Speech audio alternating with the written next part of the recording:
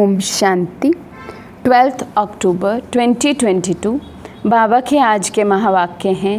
बाबा समझाते, मीठे बच्चे, तुम्हें रूहानी कमाई में बहुत बहुत ध्यान देना है। सिर पर विकर्मों का बोझा बहुत है, इसलिए समय वेस्ट नहीं करना है। तो बाबा कहते, इस रूहानी कमाई पर ध्यान देना है जिसके लिए समय वेस्ट नहीं करना, क्योंकि सिर पर विकर्मों का बोझा बहुत है और वो विकर्मों का बोझा बाबा की याद से चुकतू करना है। तो जितना हो सके बाबा की याद में रहकर ये रूहानी कमाई करनी है। प्रश्न है, जिन बच्चों का ध्यान रूहानी कमाई में होगा उनकी निशानी क्या होगी? बाबा समझाते, वे कभी भी झरमुई झगमुई में अपना समय बर्बाद नहीं करेंगे। शरीर निर्वाह करते हुए भी रूहानी कमाई में समय लगाएंगे।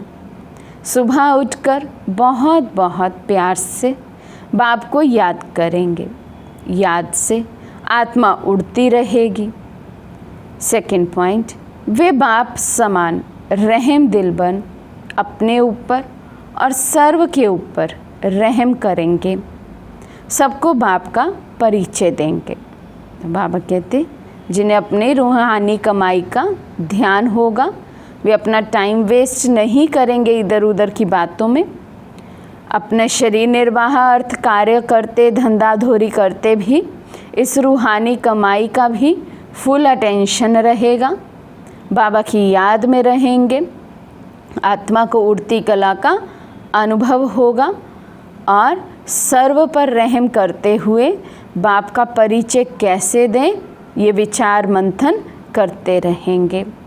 गीत है, तुम ही हो माता पिता तुम ही हो। ओम शांति। बच्चों ने गीत में माता पिता की महिमा सुनी। जैसे कोई घर में बच्चे रहते हैं तो माता पिता दादा होता है ना, दादे से वर्षा मिलता है बाप द्वारा, क्योंकि दादे की मिल्कियत बड़ों की मिल्कियत होती है, तो ये भी सबसे बड़ा है। दुनिया वालों को तो पता ही नहीं है, बच्चों को पता है। तुम ही हो माता पिता तुम ही हो, तो ये दादे के लिए शब्द है, तो उनका परिचय देना पड़े, चाहे सन्मुख हो, चाहे चित्रों द्वारा, चाहे प्रोजेक्टर द्वारा। तो दादे का परिचय देना ज़रूरी है। जिस्मानी दादा साकार होता है। अब तुम्हारी बुद्धि में पहले कौन आया? दादा। भल प्रोजेक्टर द्वारा समझाओ, वे भी नंबरवार चित्र दिखाना है। पहले पहले परमपिता परमात्मा की समझानी देनी है। तो परमपिता परमात्मा से तुम्हारा क्या संबंध है, और फिर प्रजापिता ब्रह्मा से क्या संबंध है? तो पहले पहले शिव का चित्र दिखाना चाहिए, फिर है लिखत। जो प्रदर्शनी पर समझाते हैं वह मैगज़ीन भी बनाते हैं, तो पहले पहले परिचय देना है। गीता में लिखा हुआ है भगवान उवाच, तो पहले भगवान का परिचय देना है। तुम सबकी बुद्धि चली गई है ऊपर, सबसे ऊंचा है परम पिता परमात्मा निराकार शिव बाबा, फिर ब्रह्मा विष्णु शंकर। फिर यहाँ आओ तो जैसे घर में माता पिता और दादा बैठे होते हैं, वे है हद का, ये है बेहद का। चित्र सहित सारी लिखतें होनी चाहिए। फ़र्क भी बताना चाहिए कि अनेक मनुष्य हठ योग सिखाते आए हैं और एक परमात्मा राजयोग सिखाते हैं, जिससे मुक्ति जीवन मुक्ति मिल रही है। यहाँ है ही एक निराकार परम पिता परमात्मा शिव भगवानु वाच की बात। जैसे लौकिक माँ बाप दादा बच्चों की बुद्धि में याद पड़ते हैं, हूबहू तुम्हारी बुद्धि में भी ऐसे है। ये सिर्फ पारलौकिक है, वे है लौकिक। तुमको निश्चय है कि ये है शिव बाबा हमारा बाप है, तो उनको याद करना चाहिए, परंतु बच्चे भूल जाते हैं।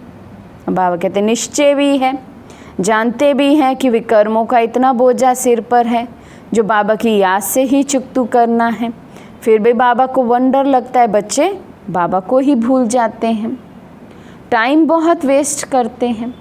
वेस्ट टाइम नहीं करना चाहिए क्योंकि विकर्मों का बोझा सिर पर बहुत है, आत्मा में खाद पड़ गई है।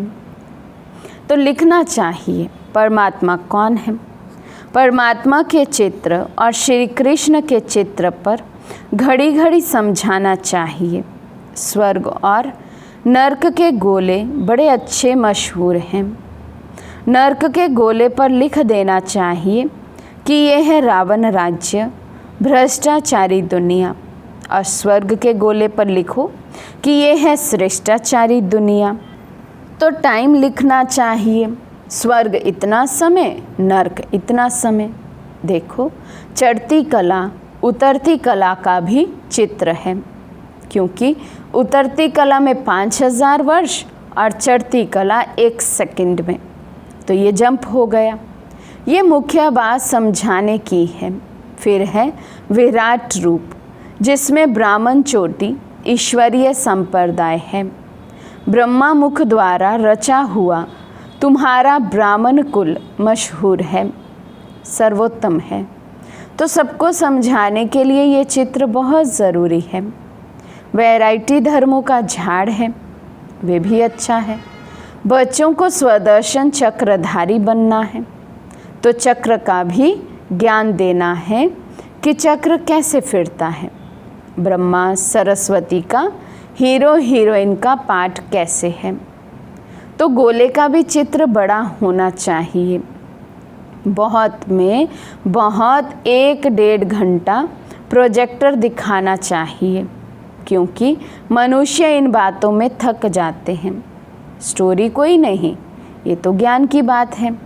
पहले जब लिखे तब अंदर में आ सके, तो दिखाने के लिए टिकट रखना चाहिए। पैसे वाली टिकट नहीं, परंतु एंट्री पास हो। बड़े बड़े आदमियों को तो निमंत्रण दे बुलाना चाहिए, क्योंकि बड़ों बड़ों से ओपिनियन लिखाना है। झुंड के झुंड में कैसे लिखाएंगे और कैसे दिखाएंगे, क्योंकि समझाना भी है। इसलिए पहले पहले बड़े आदमियों को बुलाकर लिखाना है, फिर जर्नल कर देना चाहिए। तो कैसे हम सेवा करें, प्रोजेक्टर पर प्रदर्शनी पर बाबा युक्तियाँ बता रहे हैं। प्रदर्शनी में भी ऐसे तो प्रोजेक्टर में भी ऐसे, मैगज़ीन में भी इन अच्छे अच्छे चित्रों को बनाकर साथ साथ समझाने लिखो। फिर किसी को प्रेजेंट दे देना चाहिए। हठ योग और राजयोग का कंट्रास्ट भी अच्छी तरह लिखना चाहिए। हठ योग भी एक प्रकार की हिंसा है, क्योंकि शरीर को कष्ट देते हैं, तकलीफ़ देते हैं। तुम्हारा ये है अहिंसक योग, जो अति सहज है। चलते फिरते बाप को याद करते रहो। हिंसक और अहिंसक को भी सिद्ध करना है। कई तो शरीर की तंदुरुस्ती के लिए क्रिया करते हैं, वे कोई फिर परमात्मा से नहीं मिलते। हठ योग को भी योग कह देते हैं, योगाश्रम है ना। ये है फिर सहज राजयोग, ईश्वर का सिखाया हुआ योग। तो ये बहुत अच्छी तरह से समझाना चाहिए। जिनका बुद्धि योग सारा दिन झरमुई झगमुई में होगा, वे क्या समझा सकेंगे। जिनकी बुद्धि में होगा कि सर्विस करनी है, वे करेंगे। सर्विस का भी बाबा कहते शौक़ होना चाहिए, तब तो सर्विस करेंगे। और यदि सर्विस नहीं करते तो इसका अर्थ बाबा कहते ज़रूर अपना टाइम वेस्ट करते हैं। 8 घंटा धंधा किया, फिर ये कमाई करनी चाहिए। वे है जिस्मानी कमाई, ये है रूहानी कमाई। तो इस कमाई में बहुत ध्यान देना चाहिए। योग में बहुत प्रैक्टिस करनी चाहिए। सुबह उठ बाप को बड़े प्यार से याद करना चाहिए। जिनको बाप 1-2 नंबर में रखते, वे भी याद नहीं करते हैं। भाषण तो बहुत अच्छा कर लेते हैं, परंतु याद में नहीं रहते हैं। आत्मा तो याद से ही उड़ेगी, ज्ञान से थोड़ी उड़ेगी। ध्यान में भी याद से ही जाते हैं, ज्ञान की तो इसमें कोई बात ही नहीं। ध्यान तो एक पाई पैसे की बात हो जाती है। कईयों को तो फट से श्री कृष्ण का साक्षात्कार हो जाता है। कई बच्चियां लिखती हैं कि बाबा हमने आपको पहचाना है। वे ध्यान में ब्रह्मा को भी देखती हैं और प्रेरणा भी मिलती है। तो फिर उनको निश्चय हो जाता है, जिसने बाबा को कभी देखा भी नहीं है।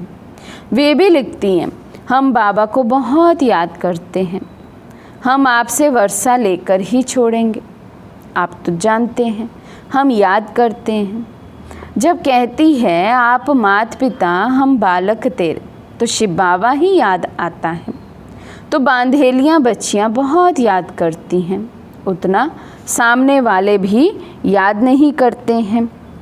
एक बात है याद की। फिर गांधी जी कहते थे कि राम राज्य हो, अभी तो रावण राज्य है। इस पर तुम समझा सकते हो। चढ़ती कला तो परमात्मा ही करा सकते हैं, बाकी तो सब एक दो को गिराते ही रहते हैं। देवताएं भी गिरते जाते हैं, भल सुख में ही है, परंतु कला तो कम होती जाती है ना। जूं की तरह गिरते जाते हैं, क्योंकि ड्रामा भी जू के मिसल ही चलता रहता है। तो चढ़ती कला एक के ही द्वारा होती है। समझाने के लिए प्रोजेक्टर बहुत अच्छा है, सेंटर भी बहुत बढ़ते जाएंगे।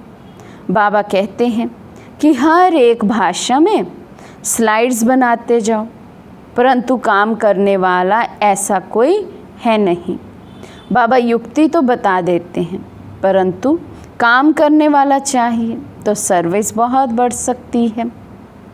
बच्चों को अपने भाई बहनों पर बहुत रहम करना चाहिए। बाबा रहम दिल है ना। मेरा आना भी भारत में ही होता है, और जगह आना मेरा नहीं होता। शिव जयंती भी भारत में मनाई जाती है, परंतु जानते नहीं हैं।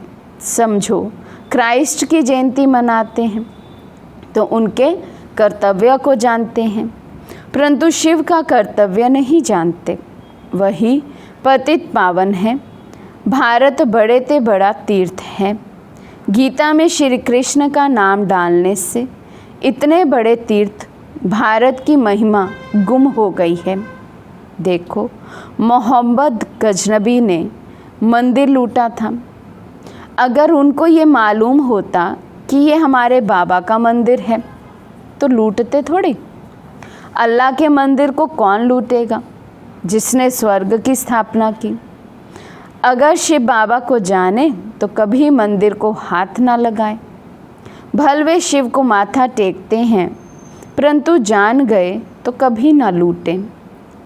सिर्फ गीता में श्री कृष्ण का नाम डालने से ये सब कुछ हुआ है। गीता खंडन होने से देखो क्या हाल हुआ है। अगर शिव का नाम होता कि वही गति सद्गति दाता है, ये एक की ही महिमा है। अगर वे ना आता तो पावन कैसे बनते, भारत को कैसे स्वर्ग बना सकते। ये गुप्त बात है ना। जानते हैं हम दुर्गति में थे, अब यहाँ बैठे हैं परंतु जा रहे हैं। बच्चों को बहुत खुशी होनी चाहिए कि हम अपने लिए राजाई स्थापन कर रहे हैं, तो औरों को भी रास्ता दिखाकर प्रजा बनानी चाहिए। बड़ी मेहनत करनी चाहिए। है तो बहुत सहज, सिर्फ बाप और वर्षे को याद करो, स्वर्ग को याद करो, ये तो नर्क है। हमसो का अर्थ भी बाबा ने समझाया है। हमसो देवता, हमसो क्षत्रिय, और कोई तो इन सब बातों को समझते नहीं। तो विराट रूप में ये समझाना है कि हम सो देवता बनते हैं। अभी हम स्वर्ग में गए कि गए। बहुत लोग पूछते हैं कितनी देरी है। बाबा कहते हैं तुम अब तैयार कहाँ हुए हो जो स्वर्ग में जा सको। ड्रामा तो बना हुआ है, जितनी जितनी स्थापना होती जा रही है तो विनाश ज्वाला भी धीरे धीरे बढ़ती जा रही है। धर्मों में झगड़ा शुरू होता जा रहा है। पहले पार्टीशन थोड़े था, तुम जानते हो। पहले एक देवता धर्म था। गीत है ना, आप मिले तो हम स्वर्ग का राज्य योग बल से ले रहे हैं। बाहुबल से कोई ले नहीं सकता। उनके पास बाहुबल है। रशिया, अमेरिका आपस में मिल जाएं तो सारा राज्य ले सकते हैं, परंतु ऐसा होता नहीं है। जब देवताओं का राज्य है तो वहाँ क्रिश्चियन, बौद्धी नहीं होते। अब देवता धर्म की स्थापना हो रही है। भारत अविनाशी खंड है। बाप भी यहाँ आए हैं ना। ड्रामा में ऐसे ही है कि योग बल से राजाई मिलती है। भारत का प्राचीन योग मशहूर है, परंतु योग सिखाया किसने और कैसे वे नहीं जानते। श्री कृष्ण ने तो योग नहीं सिखाया, परमपिता परमात्मा ही योग सिखला रहे हैं। ये कितनी अटपटी बात है जो बुद्धि से खिसक जाती है। कई तो जानते भी छोड़ देते हैं। तब बाप कहते हैं समझदार देखना हो तो यहाँ देखो। समझदार वर्षा लेते हैं, बेसमझ छोड़ देते हैं। स्वर्ग का वर्षा गवा देते हैं। महान मूर्ख, महान सुजान देखना हो तो यहाँ देखो। स्वर्ग में वे भी जाएंगे, परंतु प्रजा में जाएंगे। तुम जानते हो सूर्यवंशी, चंद्रवंशी प्रजा कैसे बनती है। बाप की गोद यहाँ मिलती है। मूल वतन में गोद का हिसाब नहीं है। बच्चा जब पैदा होगा तो गुरु की गोद में देते हैं। समझते हैं गुरु की गोद में नहीं गया तो दुर्गति को पाएगा। छोटे बच्चे को भी गुरु करा देते हैं। गुरु बिगर गति नहीं, ये गुरुओं ने समझाया है। पता नहीं कब शरीर छूट जाए। वहाँ तो जन्म ले फिर गुरु के पास जाते हैं। यहाँ तीनों कंबाइंड है। ये कोई शास्त्रों में लिखा नहीं है कि वही बाप टीचर गुरु की गोद है। बाप ने पूछा शिव बाबा को बाप है? कहते हैं हाँ। अच्छा, शिव बाबा को टीचर है, गुरु है? नहीं, सिर्फ माँ बाप मिलते हैं। ये गुहिया हिसाब है। बाप बच्चों पर, बच्चे बाप पर बलिहार जाते हैं। लौकिक में बच्चे बाप पर बलिहार नहीं जाते, बाप जाते हैं। तो ये समझने की बात है कि बरोबर परमात्मा बाप टीचर सतगुरु हैं, उनसे ही वर्षा मिलता है। अच्छा, मीठे मीठे सिकिलदे बच्चों प्रति माता पिता बाप दादा का याद प्यार और गुड मॉर्निंग। रूहानी बाप की रूहानी बच्चों को नमस्ते। हम रूहानी बच्चों की रूहानी बाप दादा को दिल व जान सिक व प्रेम से नमस्ते नमस्ते नमस्ते जी। धारणा के लिए मुख्य सार। फर्स्ट पॉइंट, स्वदर्शन चक्रधारी बनना है। हम ब्राह्मण चोटी हैं, ईश्वरीय संप्रदाय के हैं, इस नशे में रहना है। सेकंड पॉइंट, अपना समय बाप की याद में सफल करना है। रूहानी सर्विस में बिजी रहना है। बाप पर पूरा पूरा बलिहार जाना है। आज का वरदान है, एक रस स्थिति के आसन पर मन बुद्धि को बिठाने वाले सच्चे तपस्वी भव। एक रस स्थिति के आसन पर मन बुद्धि को बिठाने वाले सच्चे तपस्वी भव। तपस्वी सदा आसनधारी होते हैं। वे कोई ना कोई आसन पर बैठकर तपस्या करते हैं। आप तपस्वी बच्चों का आसन है एक रस स्थिति, फरिश्ता स्थिति।